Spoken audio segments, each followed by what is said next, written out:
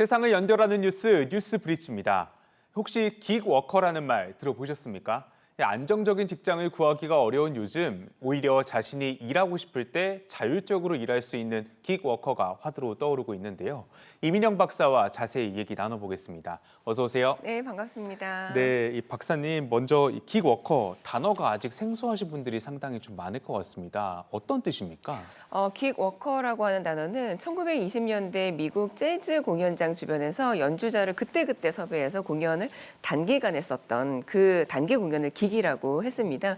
이때 처음 사용된 말이고요. 그런데 현재는 연주자에게만 국한된 의미는 아니고, 그러니까 프리랜서 형태로 단기로 계약을 맺고 일을 하는 근로자를 의미를 합니다. 그러니까 디지털 플랫폼을 기반으로 한 공유 경제가 지금 굉장히 확산되었죠. 그러면서 등장한 어떤 근로의 형태라고 볼 수 있습니다. 아마 뭐 프리랜서뿐만 아니라 디지털 노마드, 엔잡러 이런 말 아마 다 들어보셨을 거예요. 네. 예, 그래서 어딘가 소속되지 않고 필요할 때에만 일을 하는 독립 계약자를 의미를 하고요.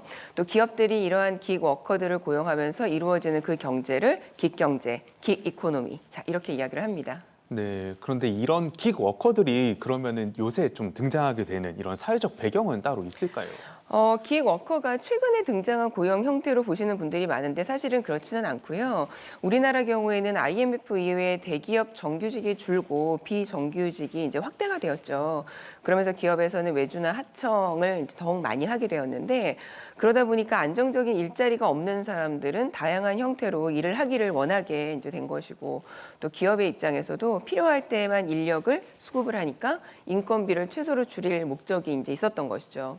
자, 그래서 개인의 경우는 생존을 위해서 어떠한 형태로든 일자리를 찾게 되면서 이게 활성화가 된 것 같습니다. 또 우리나라에서는 이러한 형태의 근로를 특수 형태 근로 종사자라고 이제 표현을 합니다. 또 그러다가 디지털 기술이 발전되면서 더욱 확대가 되었는데 최근에 코로나19 때문에도 더욱 성장을 이제 하게 되었습니다.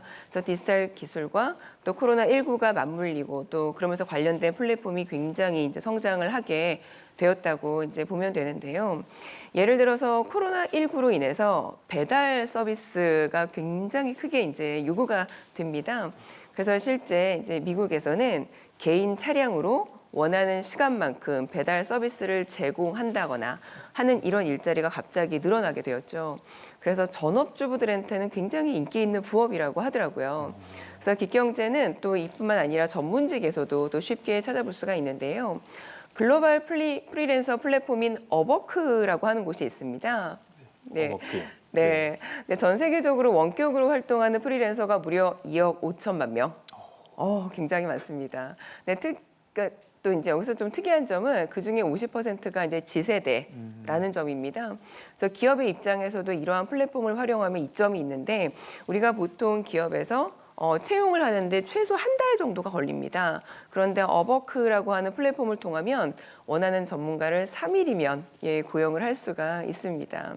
그래서 또 이 플랫폼은 지역 기반 플랫폼이 아니라 전 세계 180개국의 네트워크가 있어요. 그래서 더욱 다양한 스펙의 전문가를 고용할 수가 있게 된 것이죠. 또 글로벌 회계법인인 프라이스 워터하우스 쿠퍼스라고 하는 곳이 2020년에 노동의 미래라고 하는 보고서를 하나 발표를 합니다. 근데 이 보고서를 보면 2027년까지 미국의 50%가 프리랜서로 일을 하게 될 것이다.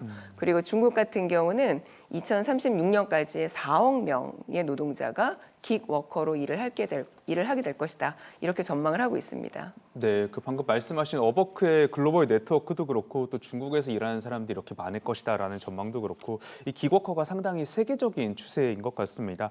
근데 그렇다면 국내에서 그러니까 우리나라에서 일하고 있는 긱워커도 얼마나 되는지 궁금한데 현황이 있습니까? 네, 있습니다. 통계청 조사를 기반으로 해서 보스턴 컨설팅에서 추산한 수치가 있는데요. 국내 전체 취업자 중에 약 40% 40%나. 굉장히 많습니다. 한 1,000만 명 정도가 긱 이코노미 종사자, 긱워커일 것이다. 이렇게 분석을 하고 있습니다. 그런데 기업의 입장에서도 조사를 한번 해봤더니 기업의 36%가 긱워커를 활용한 경험이 있다. 그리고 86% 굉장히 만족한다. 이렇게 응답을 하고 있습니다. 그리고 취업 포털 사이트인 아마 사람인에서도 조사한 결과가 있는데요. 성인의 2,800명 정도를 대상으로 조사를 했더니 10명 중에 6명이 나는 긱워커로 일할 의향이 있다. 네, 이렇게 답을 하고 있습니다. 네, 일을 하고자 하는 그 직무 분야에 대해서는 서비스업이 가장 많았고요.